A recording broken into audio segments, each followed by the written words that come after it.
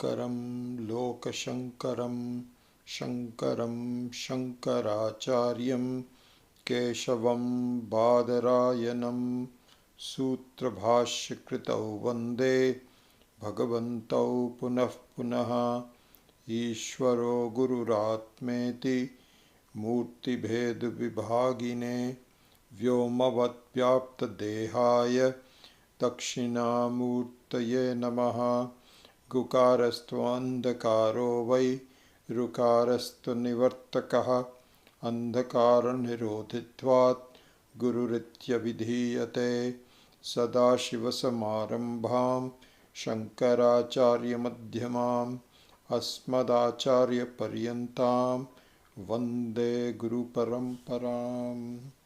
Om Sahana Vavatu Sahanau Bhunaktu Sahaviryankaravavahai Tejasvinavadhitamastu ma vidvishavahai. Om Shanti Shanti Shanti. Om Namah Shivaya.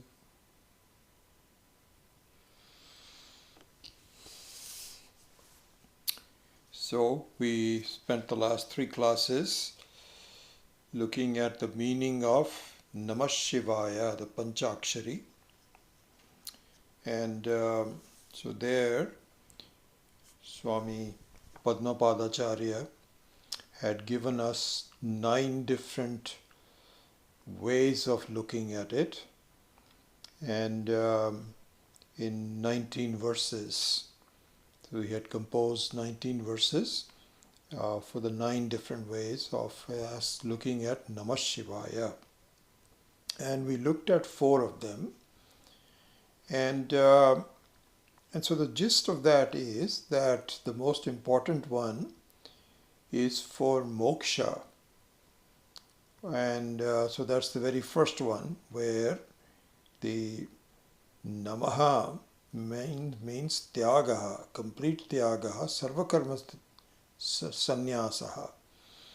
We're looking at that karma, in fact, is simply a continuation of samsara, and it needs to be completely seen.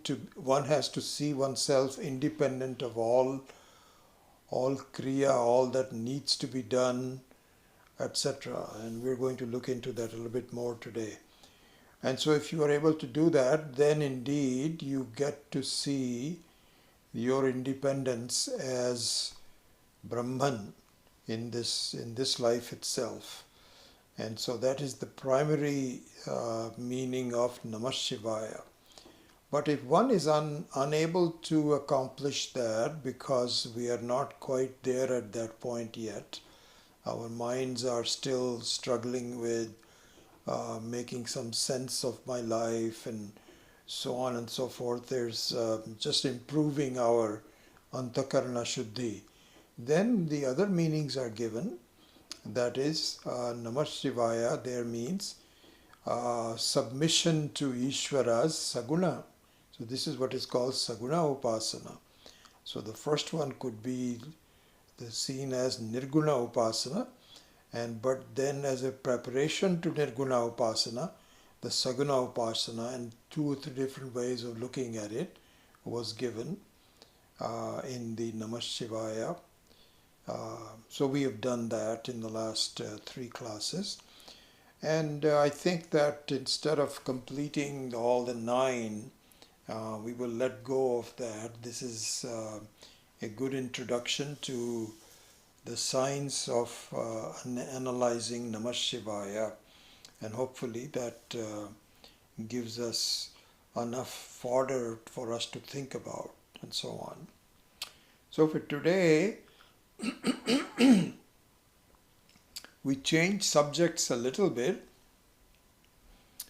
and in today's class, based on some of the related works given in this book, Sri Pancakshari Vidya, So still out of this text, not completely out of it, it's inside this text. We go into the second topic, which means, and it's related for that reason. The second and the third or fourth topics, there's about 3 or 4 different topics in the text. We will only have time to look at a couple of them maybe, are related to Namah Shivaya because it points out, Sri Datta, the author of the commentary Subodhini, has pointed out that there is complete samanvaya in no matter what you do, whether it is Bhagavad-Gita, whether it is Upanishads, whether it is Brahma Sutra, or a simple mantra like Namah Shivaya. The tatparya, the purpose of it, the central theme of it remains the same. So we will, if that is the case, then in today's class we would look at the tatparya nishchaya, the ascertainment of the central theme. What is the main point? What are we really trying to do? And so that is being extended from Namah Shivaya to the Bhagavad-Gita. So this section I thought would be enough to have one class on. And so we will now take up today the topic of Tatparya Nishchaya of Bhagavad-Gita.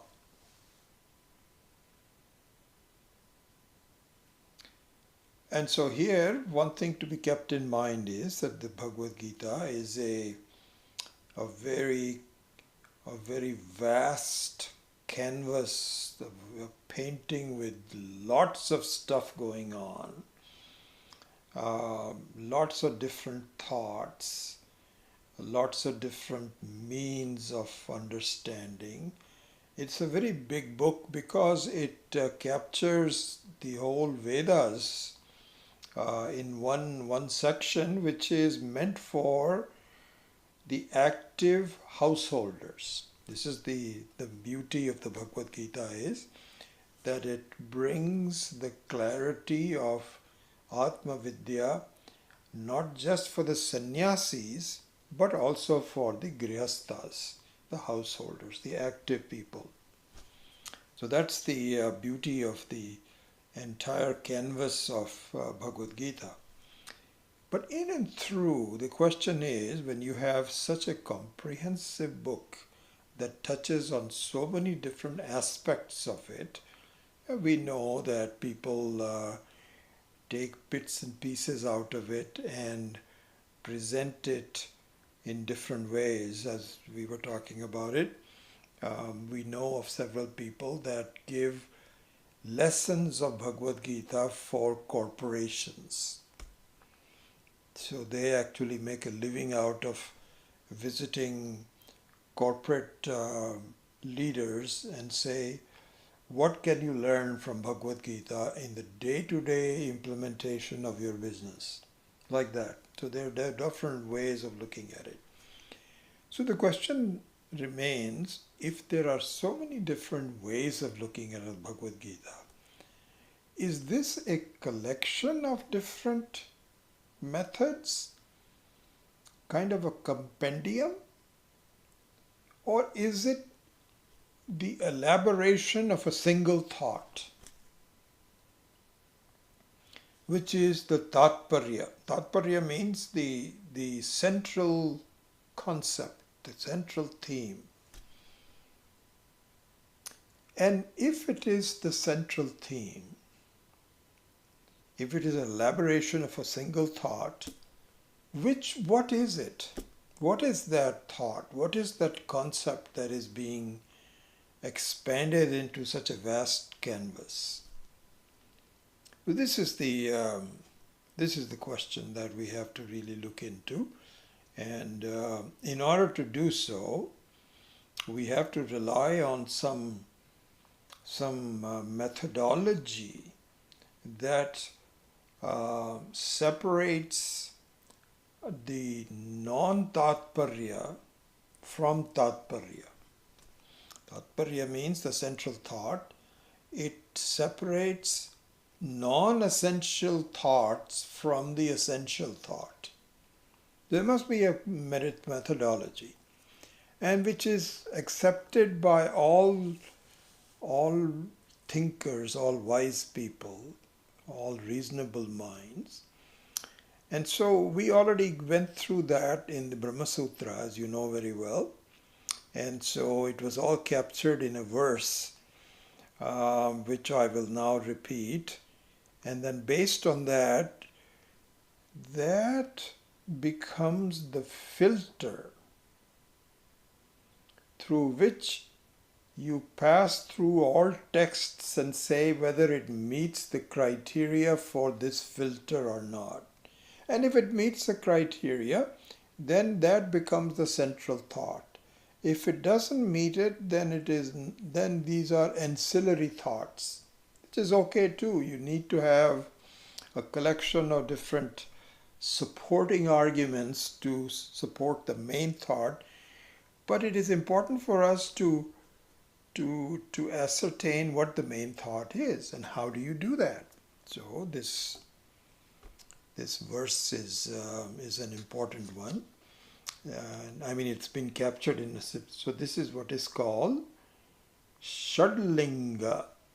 These are 6 different ways of ascertaining what the central thought is. And those are, it was given in this verse, Upakrama upasamharao abhyasaha apurvata phalam arthavadopapatti cha lingam tatparya nirnaye. In fact, if I don't break the sandhi, it becomes like this. Upakrama upasamhara avabhyaso purvata phalam arthavadopapatti cha lingam tatparya nirnaye. Anyway, so there are 6 different lingas. Lingas means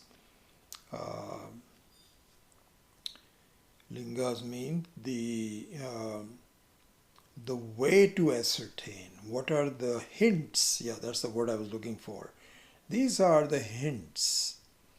Like, for example, we saw that if your cow is missing, so you have to look at where the hoof marks are. Where did it go? Which direction did it go? So that is called lingam. So similarly, Shivalingam. So Shivalingam means the way where the thought, the concept of Shiva is available. What signs do you look for? How do you find it? That's called lingam. So there are 6 signs. One is upakrama upasamhara. And I think one good way to summarize it, before I go into upakrama upasamhara and so on, one other thing, one good way to relate to what is being said is what commonly see in our life. That if you go and you attend a lecture by somebody on a given topic, and the lecture is for an hour and a half, or if you are reading an article, no matter what, either lecture or an article, either oral or written, what would be usually said is, I would like to talk about the following topic with you today. Okay? This is the book. Then at the very end, the author can say, or the lecturer can say, I talked about the following things. I just like to summarize the main points. And then in between there are some other things that we will talk about. So in the Bhagavad-Gita also, as we will see, So let's look at this, the 6 lingas first. One is Upakrama Upasamhara. Upakrama means the beginning and Upasamhara is the end. So this dual collection of beginning and end is one linga. So it's kind of like the ribbons wrapped around something. Only Upakrama without an Upasamhara does not complete this picture. So both the beginning as well as completing the end constitute the first linga. The second one is Abhyasa. Abhyasa means that if in a 1.5 hour talk, if somebody mentions one of the things out of 50, then there is a doubt whether that one of the things that he mentioned out of the 50 is the main topic or not. It will not be. If it is the main topic, then the talk will revolve around it and talk about it more than once. This is called abhyasa. So abhyasa here does not mean repetition. Not the same repeated thing over and over again. But it means reinforcement, emphasis. It's called abhyasa. Then the third one is apurvata. Apurvata means one which is something new, which is not commonly understood. And so whenever some talks are given by someone, whenever you have a lecture series in Dianza College or something like that, and a person comes in, nobody wants to listen to people that they already know things about. There is some new insight that the talker wants to provide. The topic may be familiar to you, you know. So, like for example, the conflict between Russia and the Russian invasion. So there you can say, what is the genesis of the problem? That could be a topic. What caused the Russians to invade? And so that's a separate topic. So even though you are familiar with the conflict that's going on, but if you wanted to look at what caused it, this is something new. This is what may not be new, but it is being presented to you as something which you probably didn't know about. And so this is what is called apurvata. So as part of the lingam, there should be apurvata. What is unique about it? What's new? Then the fourth one is phalam. Phalam, of course, is very easily understood. That means, what is the result of all this? Why are we doing this? What's the end point?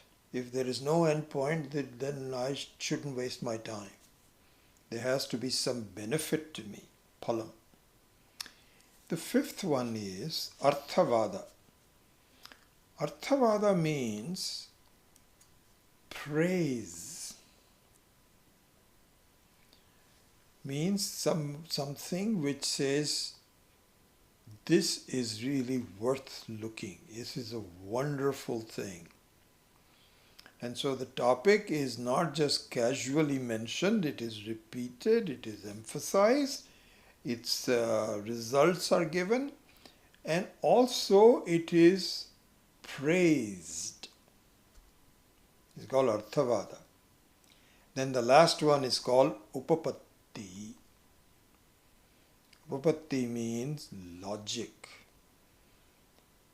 As it is being given, the underpinnings of the concepts being presented must be reasonable. One should be able to say yes. One can have some doubts about it, But as you improve your eligibility, you will say, yes, that makes sense. If it doesn't, does not submit itself to reason, then it is not possible to have the lasting effect that it is supposed to. So, in fact, it is called the Brahma Sutras are the primary objective of the Brahma Sutras is to provide upapattihi, logic towards what's going on. So anyway, to summarize, we have these 6 lingas. Those are upakrama, upasamhara, abhyasa, apurvata, phalam, arthavada, and upapatti. So now this becomes the filter through which we can say, if the so for example, suppose let's look at Bhagavad-Gita now for a minute. So in Bhagavad-Gita you talk about jnanam, you talk about karma, you talk about sadhana, you talk about bhakti, talk about upasana, you talk about dharma. So there are all these subtopics. And so the question is, what is the main purpose of Bhagavad Gita? Is it to lead a happy life, where dharma becomes primary? Or is it something else? So now you have to apply these 6 lingas towards each of the topics that you are considering that is the main topic, and see whether in fact it passes the muster or not. Okay? So here, as we Vedantins know, the main purpose of Bhagavad Gita is understanding the fact that I am not a jiva. I am in fact Brahman. I am not in fact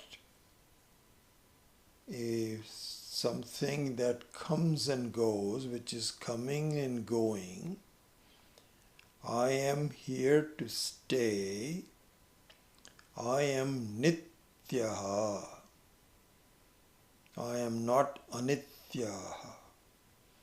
I don't, even though it looks like I have a form and a personality and a function, the idea of that is just like a dream. I am the very essence of the changes, which is itself changeless, which is never born, and one which is never born, always there, cannot die, and one which is all-pervasive, and one in which the whole world resides. I don't reside in the world resides in me. Like the Akasha does not reside in the room resides in the Akasha. This is the central theme. This is the central. You are not a jiva. You are the very essence of what Parameshwara is made out of, which is Brahman. You are Brahman and Parameshwara is Brahman. There is no doubt about it. So see that. You are not able to see it because of certain obstructions of your mind. If you remove that, you will see that it is you. This is the central theme of the Bhagavad Gita. Now the question is, if this is the central theme of the Bhagavad-Gita, how do we know that? Well, we have to apply all these filters. So let us travel through the Bhagavad-Gita based on the analysis done in this one here. I think it's page number 89, where he's summarized all of this, and I'm just borrowing those ideas to present to you. So the Lingas are the filter through which we look at Bhagavad Gita. So let's do it. Okay? Upakrama. This is given, if you want to have a paper and pencil, you can write it down. Second chapter, 11th verse is the beginning.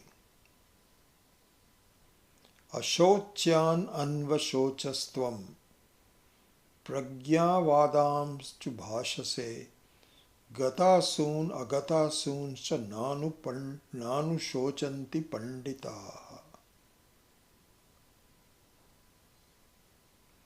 So this is the beginning of the central theme, where Sri Krishna says, what are you talking about?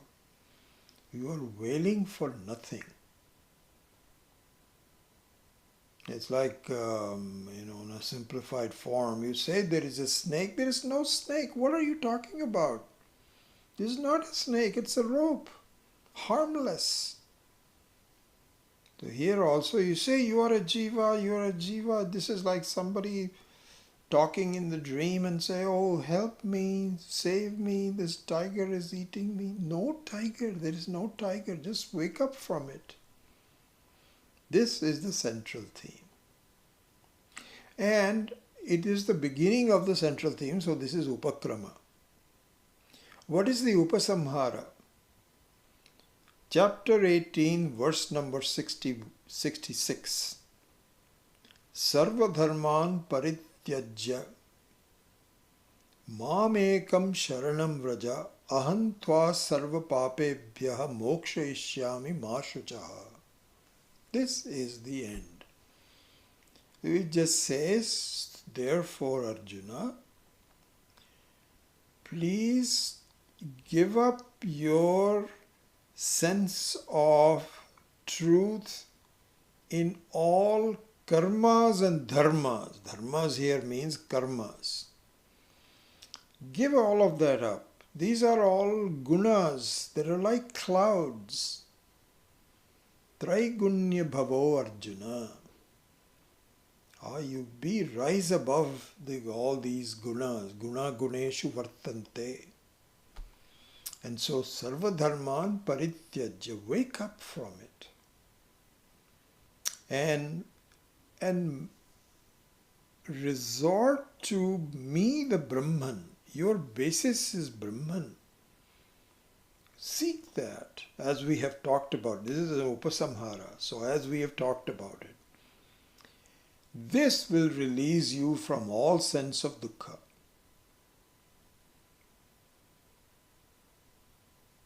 Moksha ishyami ma shuchaha. This will lead you to complete independence from anything that bothers you. If you understand that you are the very Akasha, then all pollution will not touch you. The pollution will only touch you if you think you are Vayu plus Akasha both. Then it can, but you're not. You're only Akasha. Vayu is contained in it, it comes and goes. So this is the Upasamhara. Alright, so we've done now one of the six. Upakrama, Upasamhara. Abhyasa. That's the next lingam. So that means that this topic, that you need to wake up from this. You have to have the knowledge that there is something funny going on. You are just thinking that there is a samsara for you. only because you have not analyzed it. If you do, you find that it just goes away. You wake up, it's like waking up from a dream. So, and then this is repeated over and over again. Abhyasa, I mean, these are just 2 or 3 references, but you can really see references all over. Let's look at some of the references. So the one is chapter 223, which is Sankhya Yoga chapter. Lots of references there. Nainam chindanti shastrani. Nainam dahati pavakaha. Nainam kledayantyapaha na shoshayati marutaha. He says, please see that the Brahman, the Atma, is not, cannot be cut by any instruments, cannot be damaged. You cannot cut the space, the akasha. Why? Because the akasha is at a higher level than you. You can only cut things that are on the same level as you. Akasha is something which is superior, more subtle. You are contained in the akasha. How can you cut the akasha? You are contained in it. Nainam dahati pavakaha. So even the fire can destroy some houses and trees. It cannot touch space. So similarly, the Atma, which is even more subtle than the space, which is the very cause of space. So the cause is subtler than the space. The cause is subtler than the karya, the effect. And so the space is an effect. In fact, the space also, there is no such thing as space. This is why in deep sleep there is no space. Space only comes about as a concept. An important concept, but a concept. The Atma is even subtler than space. How can fire burn? It can't even burn space. How can it burn the Atma? Not possible. Nainam kledayantyapaha. The water cannot wet it. Na shoshati marutaha. And the vayu, the air, cannot dry it. No way. There's no touching by anything. Not possible. So this is 223. Then the next one is 13.2. Chapter 13, verse 2. Kshetragyam chapi mam vidhi sarva kshetresu bharata kshetra kshetrayo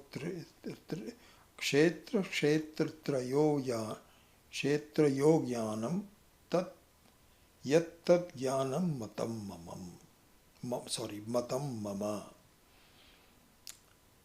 Kshetragyam chapi mam vidhi sarva kshetreshu bharata kshetra kshetragyayo jnanam yat tat jnanam matam mama.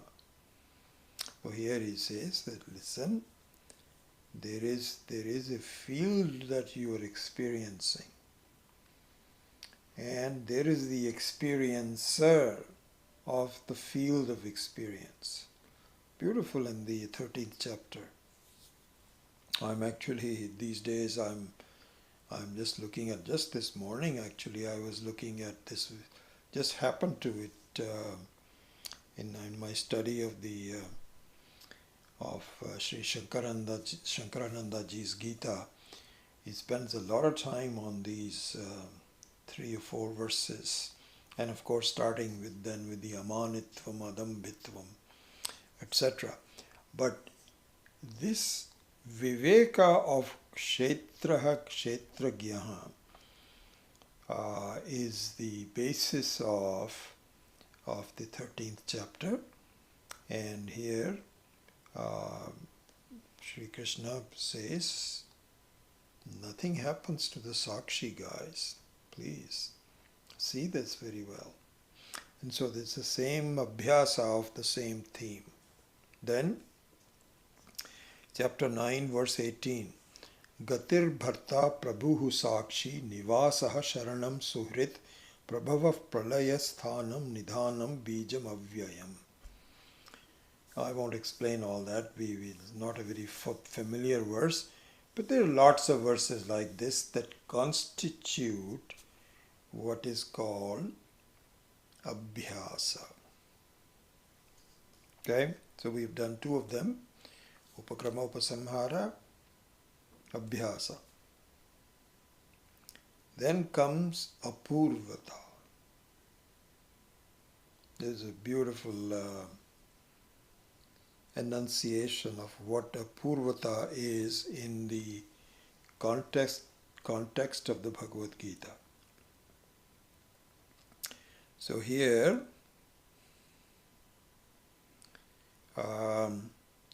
this is talked about in chapter 7, verse 25.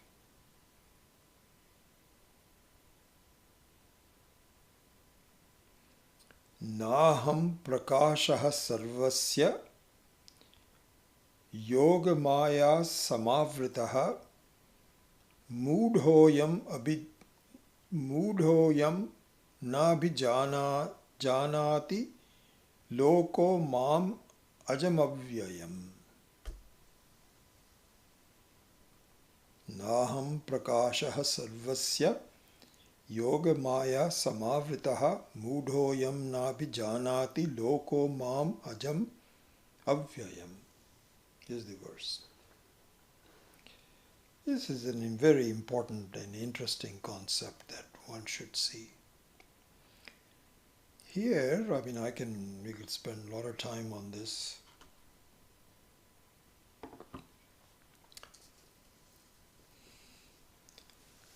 So one thing as a background to this, which we should really understand, that let's just look at the meaning of this verse first, and then we'll make a commentary on it. So he says, "Hey Arjuna, I as Ishvara know everything. Anything that is going on in the world is known to me. It is not news to me. I am the very person that sanctioned it, created it, and I know it. I don't forget it. I know it. Naham prakashaha sarvasya." He says, however, the fact that I know everything is not known to anyone and continues not to be known by anyone. A very funny situation. I am the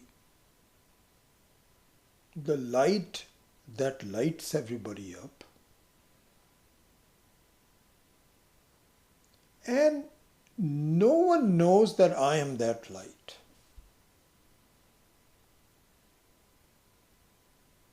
This is the apurvata.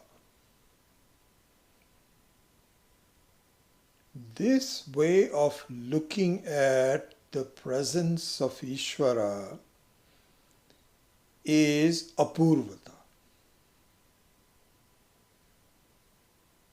You see? So let's just look at it. The fact that, you ask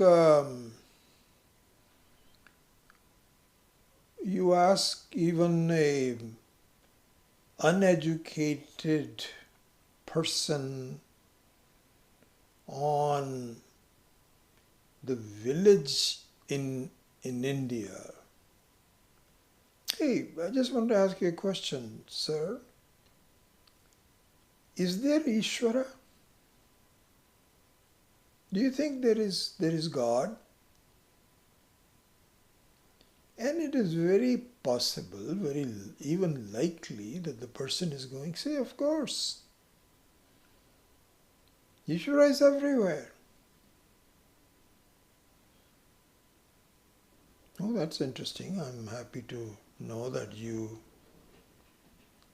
have Shraddha towards Ishvara. Where is the Ishvara?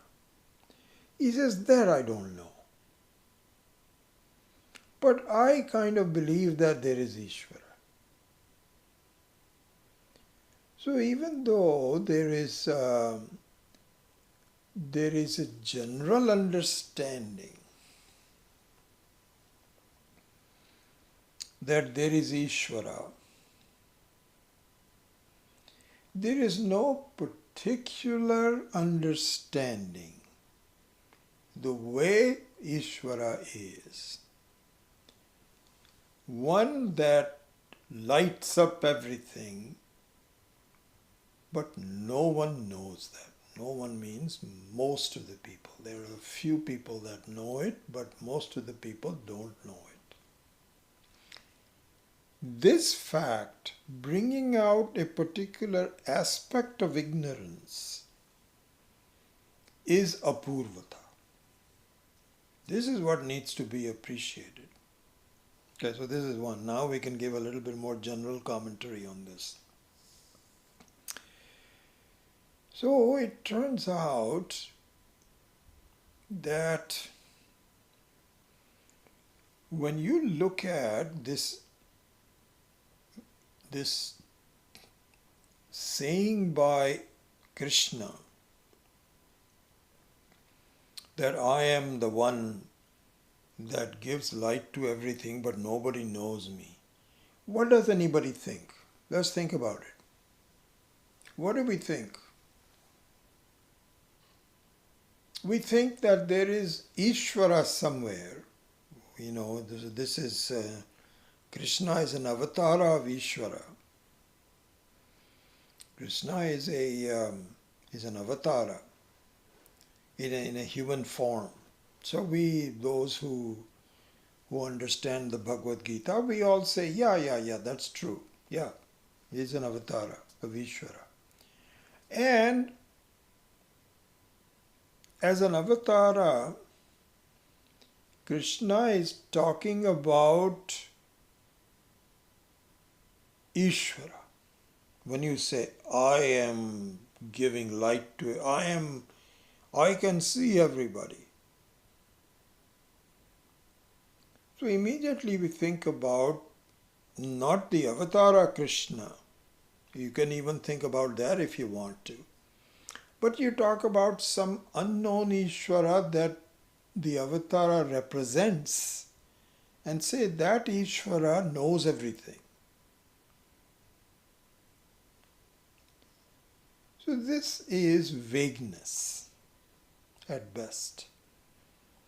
Vagueness because I'm not sure. You see, this is where Shraddha and Samshaya intersect. Shraddha means I want to understand this and I am committed to understand it. This is Shraddha. Samshaya is a doubt. So to turn Shraddha into Jnanam, there is Samshaya because I'm not sure how. So this is what is called Paroksha Jnanam. So this Aparoksha Jnanam has to be understood. How is the Paroksha Jnanam to be understood as Aparoksha Jnanam? Because what Krishna is talking about as a representative of Ishvara should be seen by you and I to be our own Swarupa.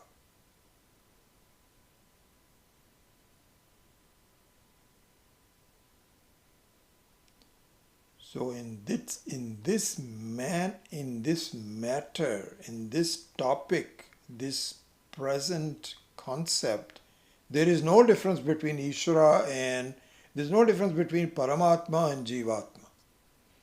There are other differences that I don't have to contend with to create and sustain the whole world. There are the differences. But as far as being the prakasha for everything and not knowing me,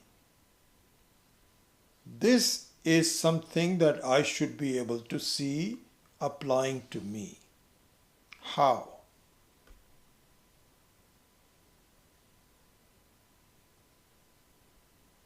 Very simple.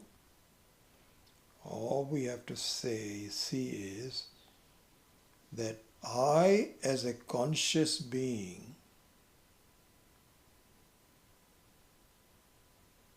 know everything in my life.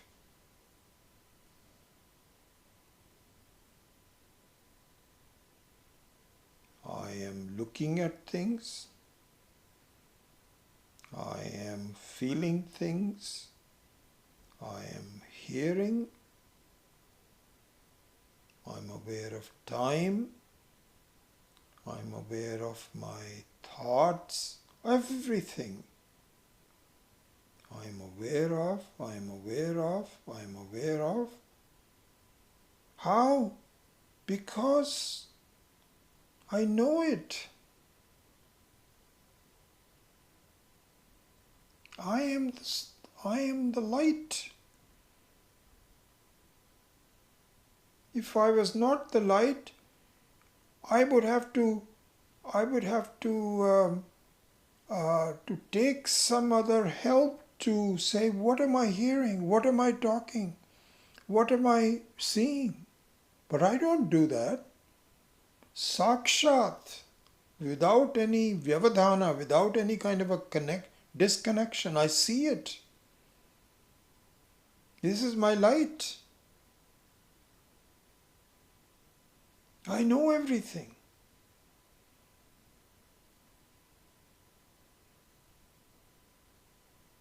And yet, I don't know this fact.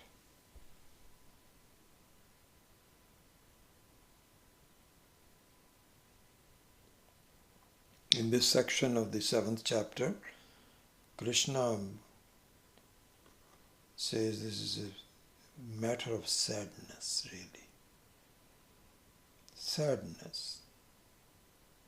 So I'm not talking about the samshaya, the doubt of knowing Ishvara and so on. But my own presence, my own ability, I'm not able to see this.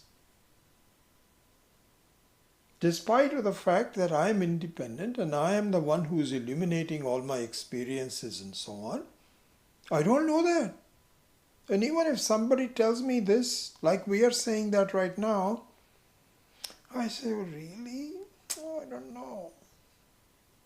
Okay, what are you going to do about it? Okay, suffer. Suffering comes in without knowing this fact. So this is what is called Mudho ayam na abhijanati. Mudhaha.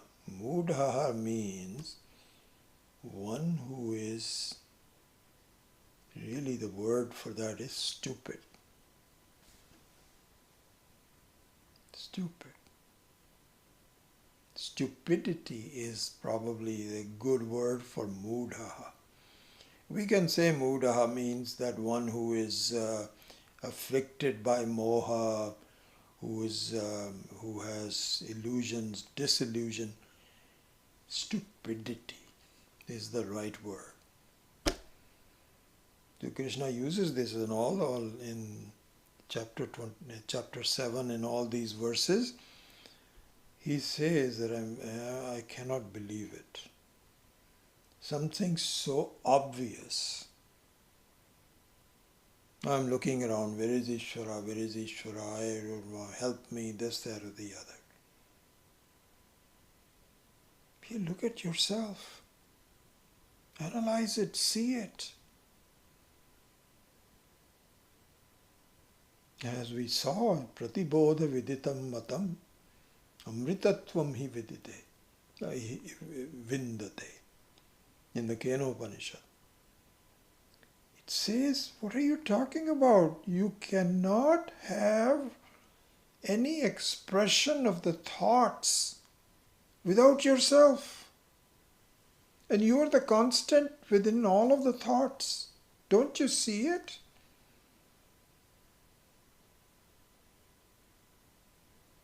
This is apurvata. You see, this aspect of ajnanam is to be appreciated, which is something new.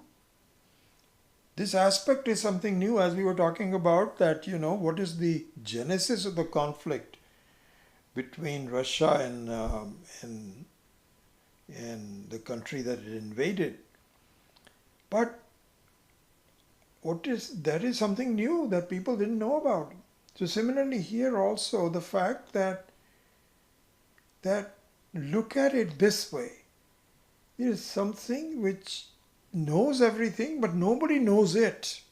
This is apurvata.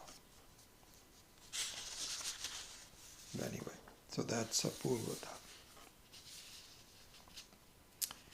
Then only, in this case, only one verse that we talked about. Then, of course, phalam is the next linga. Phalam here is so many different ways to give that. Brahmarpanam, Brahmahavihi, Brahmagnau, Brahmanahutam, Brahmaivatena Gantavyam, Brahma Karma Samadhina. Chapter 4, verse number 24, the one that we are always, before eating, we do this. So, Brahma eva tena gantavyam, Brahma karma samadhina. That if you know that really I am in and through all of my actions, I am very much present, unchanging. If you know this, Brahma eva tena gantavyam. By that you reach Brahma itself, Brahma karma samadhina. One who is doing the samadhi on Brahman, Nirvikalpaka samadhi, which later on becomes Sahaja samadhi, but initially Nirvikalpa samadhi, is well known. This is the phalam, this is the result. Chapter 8, number 16, 3 different references are given. 8:16 is Abrahma bhuvanan lokaha punaravartinorjuna mamupetyatu kaunteya punarjanmana vidyate. He says that all your reason for going through janma mrityu, etc. is not knowing this fact that you and I are one and the same. There is no difference. We are beyond any time, beyond mrityu, jara, vyadhi, etc. Nothing is there at all. Then 14:20, chapter 14, verse 20. Gunan etan atitya trin dehi deham asudbhava deha samudbhavan janma mrityu jara dukkhaihi vimukto amritam asnute. Similar thought that really so all the doshas, just like in the 13th chapter also, one of the jnanam sadhana is janma mrityu jara vyadhi dukkha doshanu darshanam. This is one of the jnanam. Means you have to think about the problems in janma, what the baby has to go through inside the womb of the mother, and what the mrityu does, how your body becomes weak and your mind is all taken up and all those kinds of things. And jara here means old age. How you can see your body deteriorating right in front of your eyes. And then Vyadhi means all the diseases. He says this is the phalam. You are free of all of them. Nothing really affects you. Amritamashnute. So this is phalam. Then the next lingam is Arthavada. And so here probably the best Arthavada is chapter 2, verse number 29. It is all over, so many of them. Ascharyavat pashyati kaschidenam. Ascharyavat vadati tathaivam chanyaha. Ascharyavat chainam anyashranoti. Shrutvapi enam vedanakthaiva kaschit.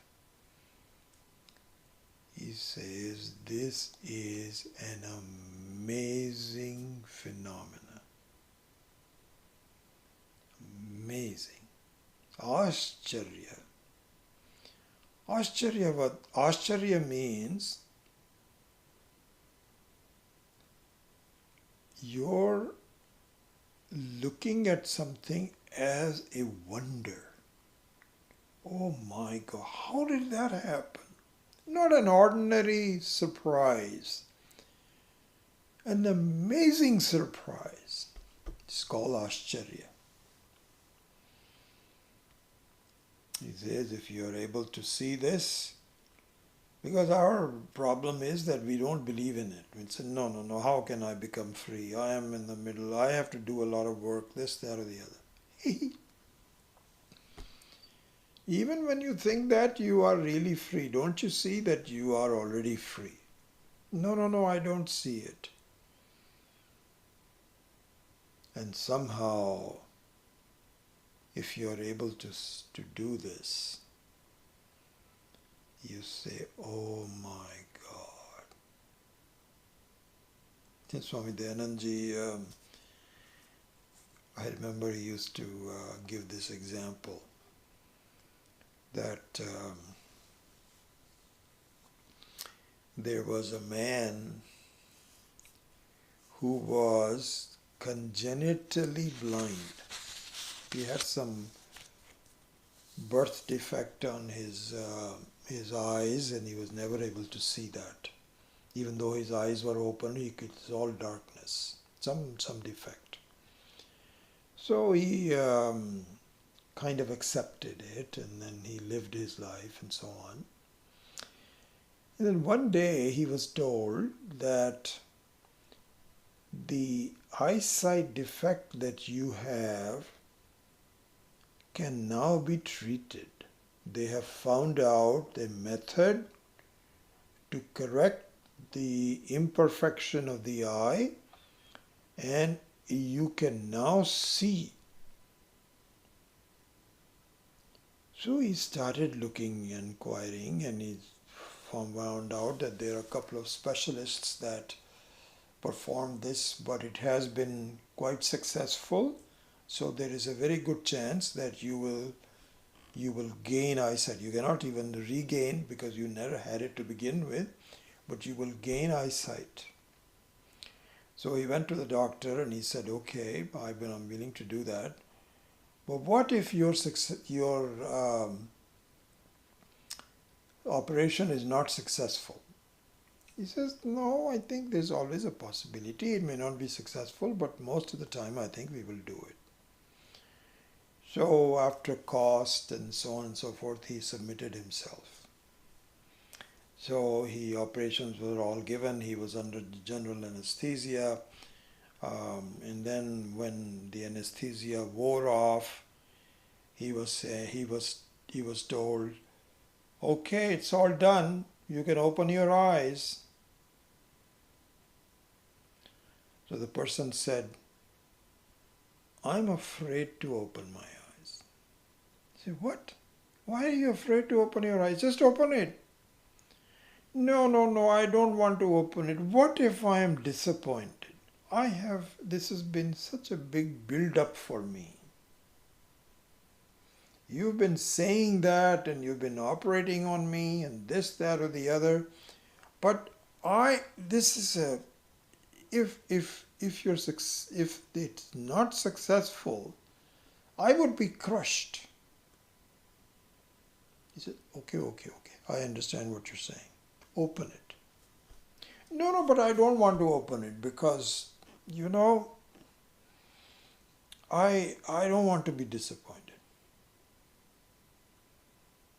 So the doctor finally wanted to find out. So he told a couple of his nurses, just open his eyelids, just force it. And he opened the eyelid, he says, oh my God, I cannot believe it. The Swamiji says, this is comparable to Ascharya.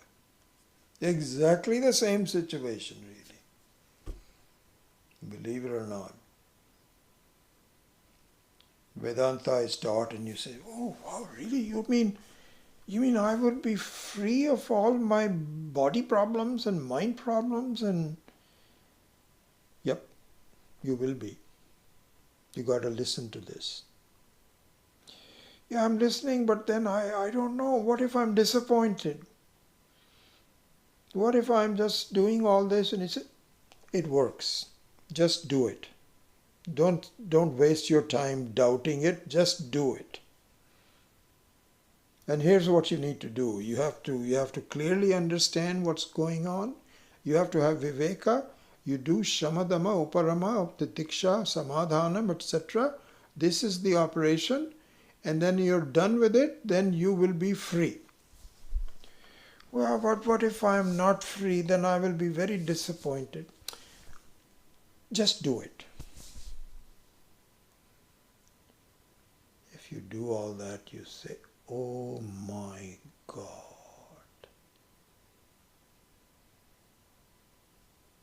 So this is what is called Ascharyavat. So this is exactly, it says Ascharyavat pashyati kaschidenam. He says some people are able to see this.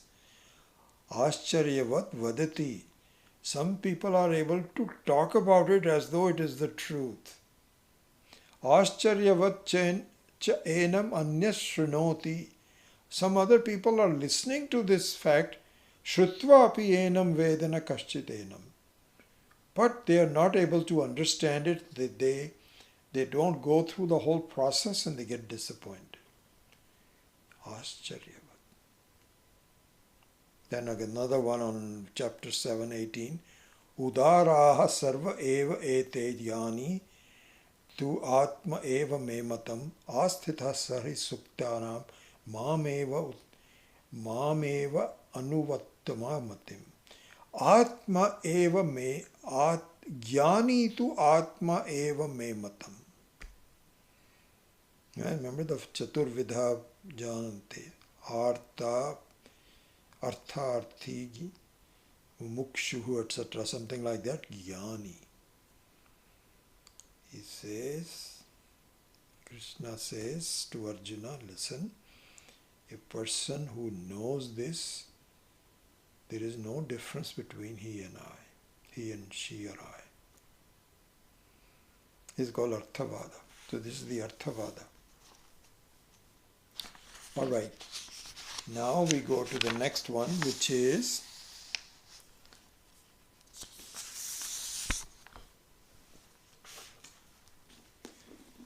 I started to write all of this. It was taking us too much time, so I thought I would just note the verses that were referenced by Shri Dattaji.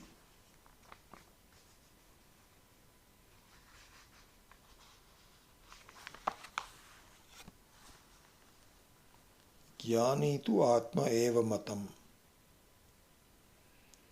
Then there's a couple of one. Another one is chapter 7, verse 4.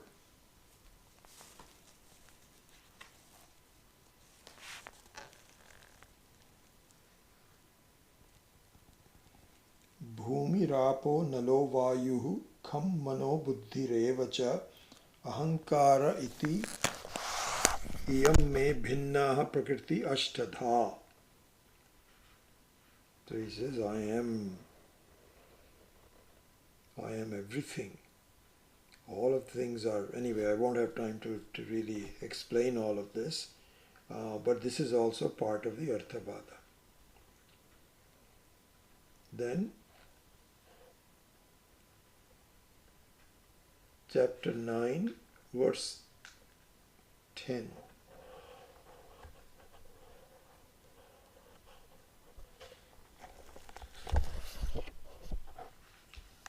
Maya adhyakshena prakriti suyate sacharacharam hetunanena kaunteya jagat viparivartate. He says, the whole world resides in me. I am the mine is the expansion. Same thing as we can talk about in the Purvata.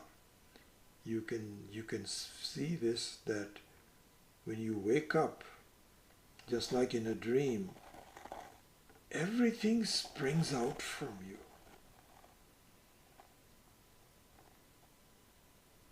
It just happens. And then when you go back to sleep, it all contracts back into you. What a phenomena.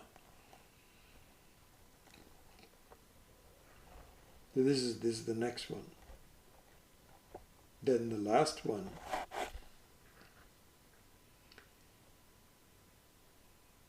This is an important verse. We'll spend quite a bit of time on this. Important verse. 1861.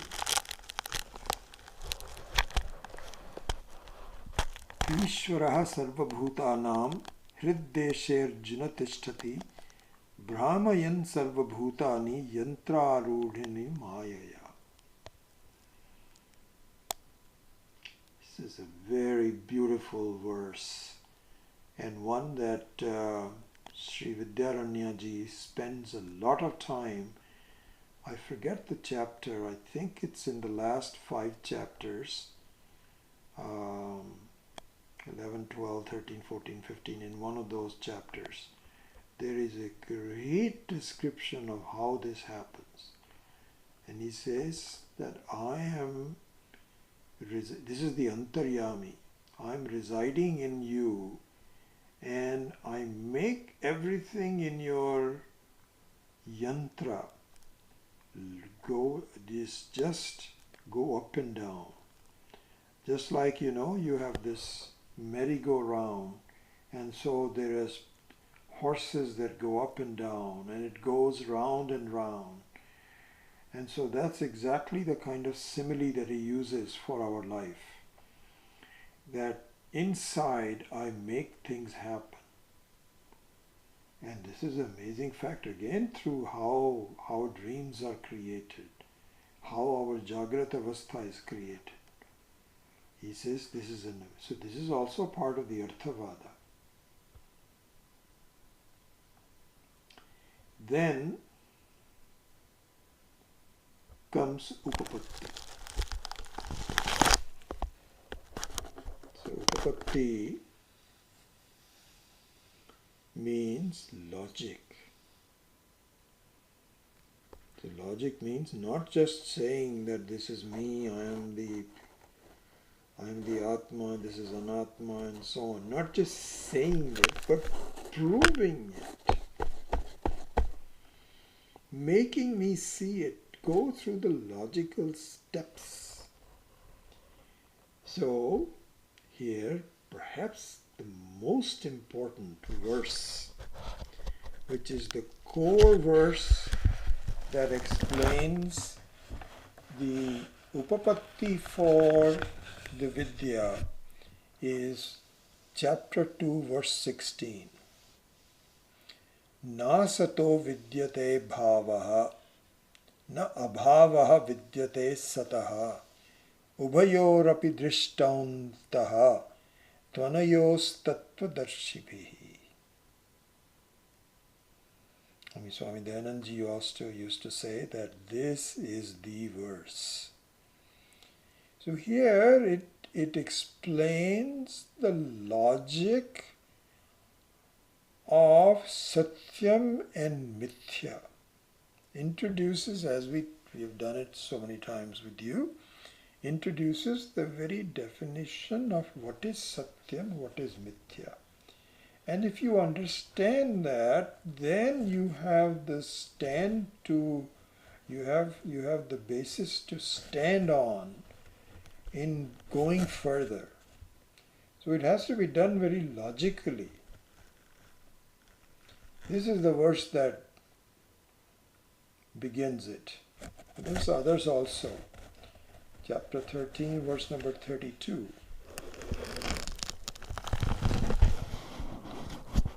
Yatha sarvagatam saumya saukshmyat akasham na upalipyate sarvatra avasthatopi tehe tatha atmana upalipyate.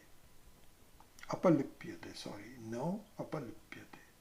So this is the logic of space.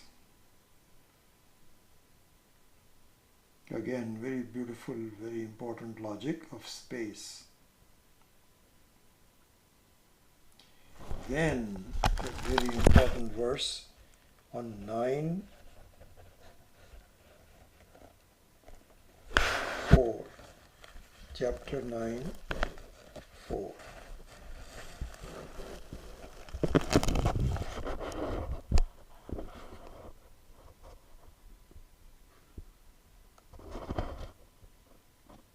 न च मत्स्थानि भूतानि पश्य मे योगमैश्वरम् भूतभृन्न च भूतस्थो मम आत्मा भूतभावना. How is it that everything is in me and I am not in anything else?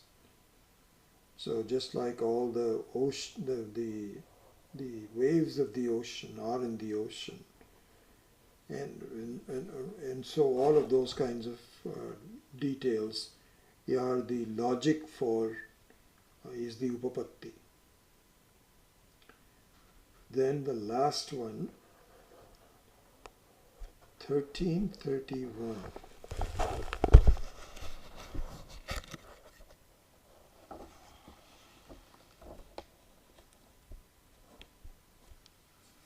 Anaditvat nirgunatvat paramatma ayam avyayam sharirasthopi kaunteyana karotina lipyate.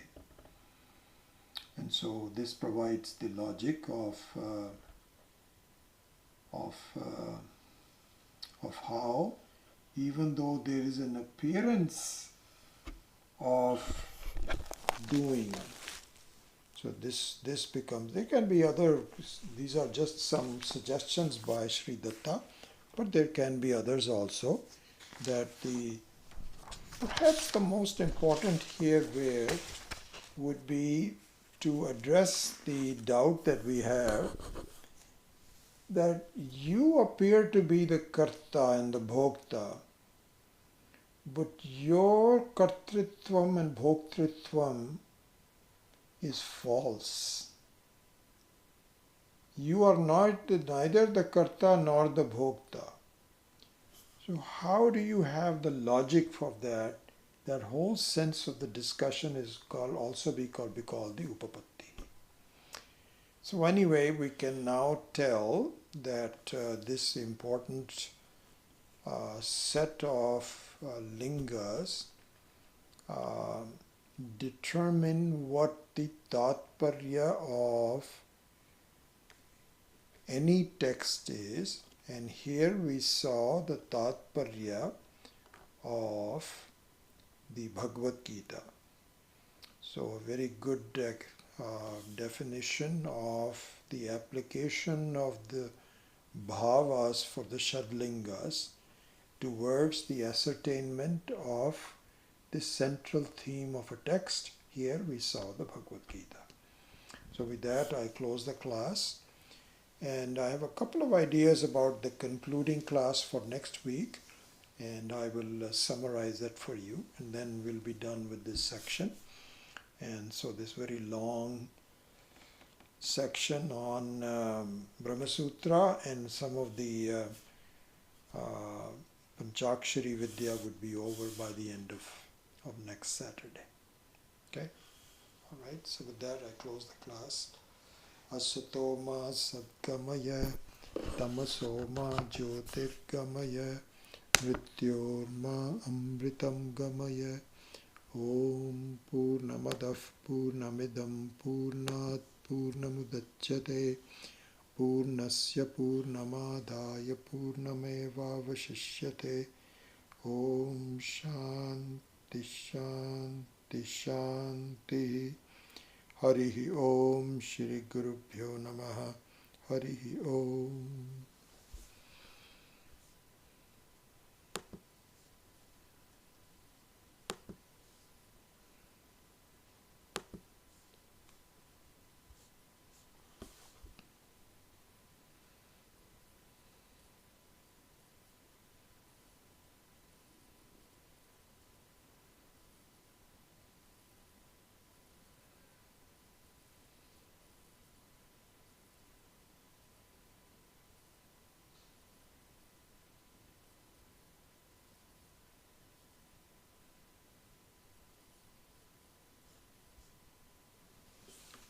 Good to see you all.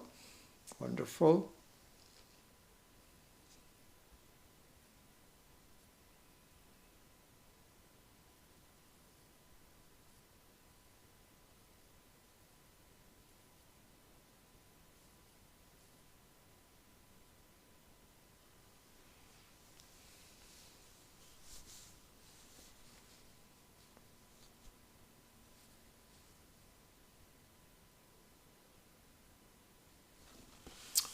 All right, I don't see any questions to talk about, so now I will wind up the class and hopefully we will see you next week. Thank you. Hari Om.